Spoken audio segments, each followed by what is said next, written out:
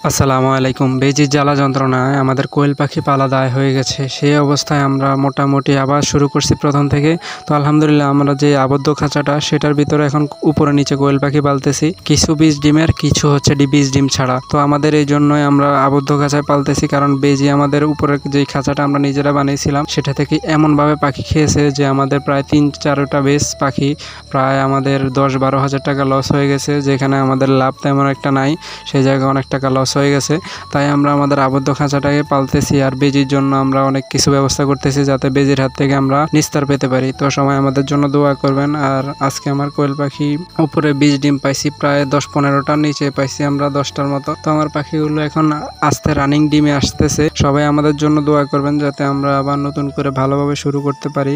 আর কারো যদি বীজ ডিমের পাখি বা কোয়েল পাখি 0 বয়সের বা বিভিন্ন বয়সের লাগে, যে চাঁদপুর জেলার ভিতরে যদি লাগে তারা আমাদেরকে মেসেজ দিতে পারেন, কারণ আমরা বিভিন্ন জায়গায় পাখি সেল দিয়ে থাকি। যদি নিজের জেলা হয়ে থাকে তাহলে, আর যারা চাঁদপুর হাজীগঞ্জ শাহরাস্তির ভিতরে আছেন তারা আমাদেরকে নক দিতে পারেন, বা আপনারা আমাদের খামারে এসে আমাদের কোয়েল পাখি দেখে শুনে নিতে পারেন।